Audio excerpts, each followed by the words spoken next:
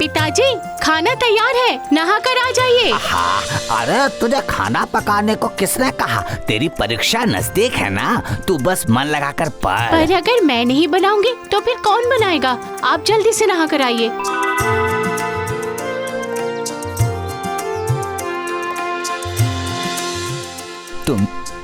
तुम्हें गए कितने दिन हो गए। देख रही हो हमारी बेटी कितनी बड़ी हो गई है, कितना ध्यान रखती है। नहीं, पहले जाता हूँ, जल्दी से नहाकर वन देवी को धूप दिखाता हूँ।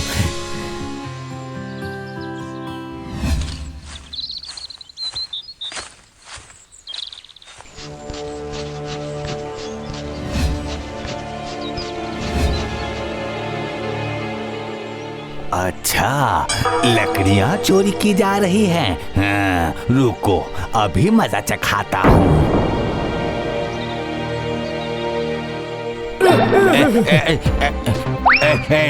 लकड़ी क्यों चुरा रहा था? बोल। 2 दिनों से घर के चूल्हे पर खाना नहीं बना है। इन लकड़ियों को बेचकर 2 दिनों बाद कुछ खाने को मिलेगा। खाने के लिए काम करना पड़ता है, चोरी नहीं। कहाँ बेचेगा ये लकड़ियाँ? वो मैं नहीं बता सकता मालिक। अगर मैंने बता दिया तो जिंदा नहीं बचूंगा मैं। ये ले, इससे तेरा चावल दाल आ जाएगा। वन देवी के राज्य को अगर कोई क्षति पहुंची तो गांव से सबको बुलाकर तुझे पकड़वा दूंगा। अब जा यहाँ से, जा।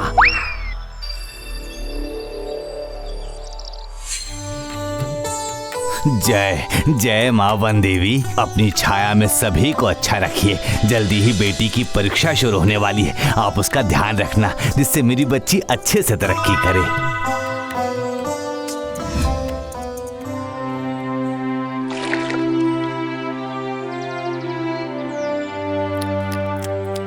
अच्छा पिताजी, आप तो खुद ही लकड़ी का काम करते हैं, फिर आपने उन लोगों को क्यों रोका? मैं तो पेड़ नहीं काटता हूँ बेटी। लेकिन कोई तो काटता है, तभी तो आपको ये सारा सामान बनाने के लिए लकड़ियाँ मिलती है। वो तो तुम ठीक ही कह रही हो, लेकिन बेटी ये जो हम साग के साथ भात खा रहे हैं ये भी तो सही नहीं है ना।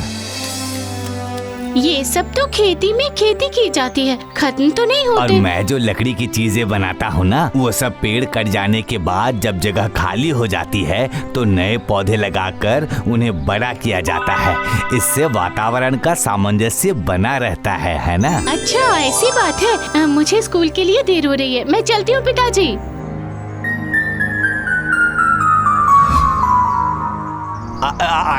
आराम से जाना बेटी।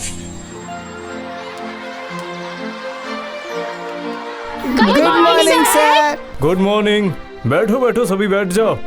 सभी सुनो मेरी बात। स्कूल प्रोजेक्ट के लिए तुम सबको वन पहाड़ी के जंगल में ले जाया जाएगा। बढ़िया, सर, बहुत मजा आएगा। लेकिन सिर्फ घूमने के लिए नहीं, सभी साथ में पेन और किताब ले लेना। नोटबुक क्यों सर? वहाँ के परिवेश के बारे में लिखना होगा। और क्या क्या लेकर जाना होगा सर? और कुछ भी नहीं। और हाँ, इस प्रोजेक्ट के लिए तुम सबको ऑफिस रूम में 200 रुपए जमा करने पड़ेंगे। पर सर, जो नहीं जा पाएंगे वो? उन्हें प्रोजेक्ट में 50 नंबर भी नहीं मिलेंगे।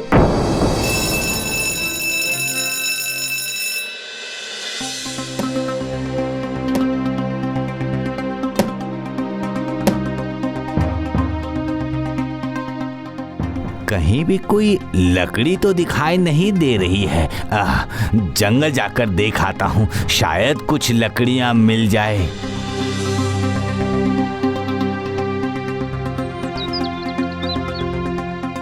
वाह, ये पेड़ तो काफी बड़ा है। अगर थोड़ी मेहनत कर ली तो बहुत सारे पैसे मिलेंगे। फिर से एक लकड़ी चोर। रुक जा, बताता हूँ। पलटू, नंदू, हरिया, पंडित, सभी चलो। हमारी वन देवी को नुकसान पहुंचाने के लिए एक आदमी आया है। हाँ, क्या कह रहे हो? हाँ, मैं सच कह रहा हूँ। मैं अभी देख कर आ रहा हूँ। वो देख। अरे वो तो भाग गया। तो क्या आप उसे देखकर पहचान पाए कि नहीं? नहीं, उसका चेहरा ढका हुआ था ना।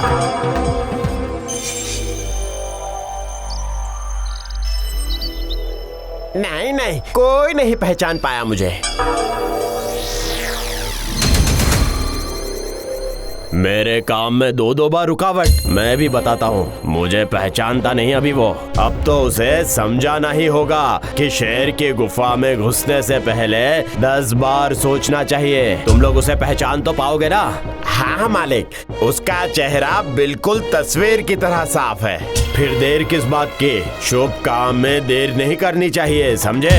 जा साथ लेकर जा इसे और तस्वीर मढ़वा ले।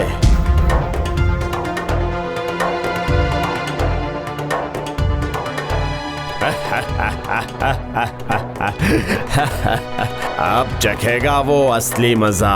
अगर कोई मेरे धंधे में टांग अड़ाता है तो मैं उसे अपने रास्ते से हटवा देता हूँ।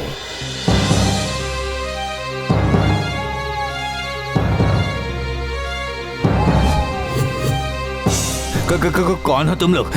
क्या चाहिए? हाँ हाँ हाँ, हम लोग लठैत हैं, तेरी तस्वीर मढ़ने आए हैं।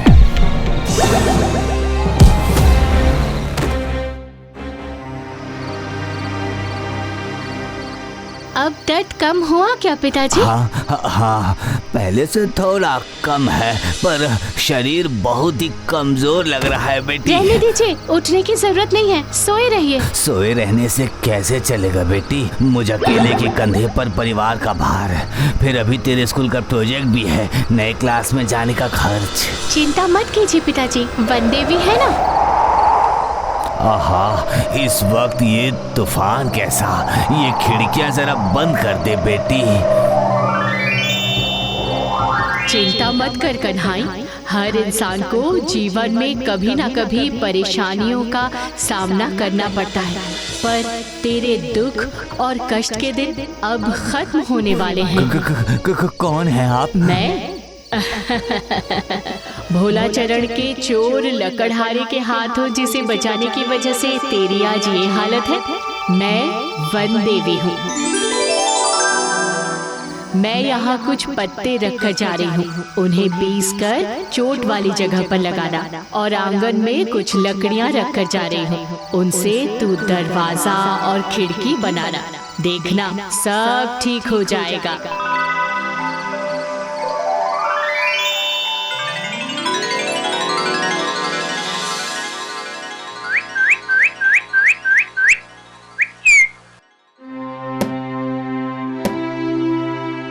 लगता है इस बार बेटी के स्कूल प्रोजेक्ट के लिए रुपये का इंतजाम नहीं कर पाऊंगा मैं। अच्छा पिताजी, वनदेवी ने आपको खिड़की और दरवाजे बनाने को क्यों कहा? पता नहीं बेटी, पर जब कहा है तो वही दिशा दिखाएंगी, हमें तो बस करते जाना है। देखिएगा, ये दरवाजा और खिड़की बनाने से हमारे पास बहुत रुपए हो जाएंगे। मैं स्कूल के प्रोजेक्ट के लिए जा पाऊंगी, आपको भी कोई दुख नहीं उठाना पड़ेगा। बाजार की हालत खराब है बेटी, उधार बाकी का कारोबार है, और बनाने से क्या हुआ, साथ ही साथ खरीदेगा कौन बोल? तब तक तो शायद तेरी परीक्षा भी खत्म हो जाएगी।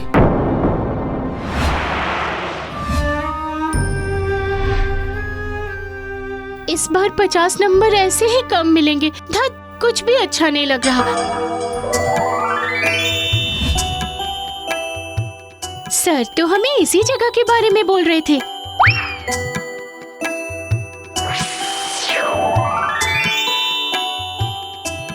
जाकर नोटबुक और पेन ले आती हूँ। वाह, बहुत बढ़िया है। अब नोटबुक में सब नोट कर लेती हूँ।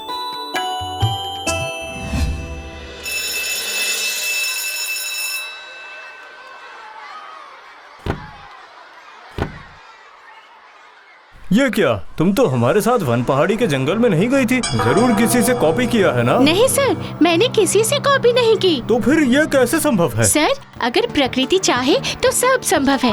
समतल को पहाड़ और पहाड़ को समतल, प्रकृति सब कर सकती है। आपने ही तो बताया था। हाँ, पर तुमने वहाँ गए बिना प्रोजेक्ट कैसे बनाई? पिताजी कहते हैं परिस्थिति की चोट कभी भी इतनी बड़ी नहीं हो सकती कि प्रकृति उसे ठीक ना कर पाए। स्वयं वनदेवी ने मेरी मदद की है। क्या अनाप शनाप बक रही हो तुम? हाँ सर, अगर यकीन नहीं है तो हमारे घर चलकर देख लीजिए। बेटा, मुझे बहुत दिनों से शौक था कि मैं अमेरिका जाऊं। जरा जाने देगा बेटा?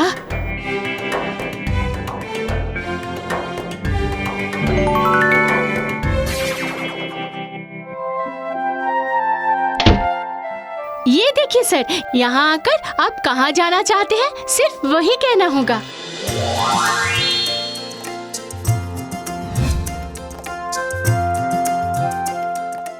अविश्वसनीय।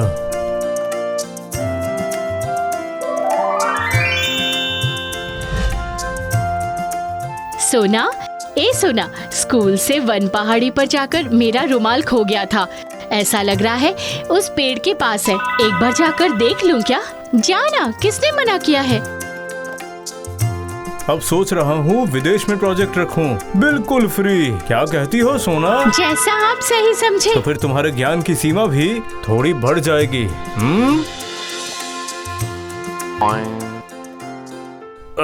जिंदगी में बहुत पाप किए हैं मैंने, इसलिए उसका फल भुगत रहा हूँ। अब डॉक्टर ने कहा है कि बाहर जाकर इलाज करवाना पड़ेगा।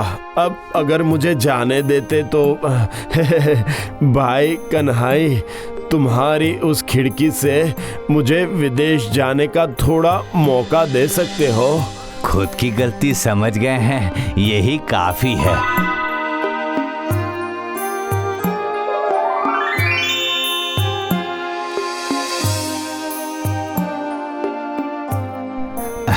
सबके उपकार के लिए हमारी ये जादुई खिड़की हमेशा खुली हुई है, हमेशा के लिए।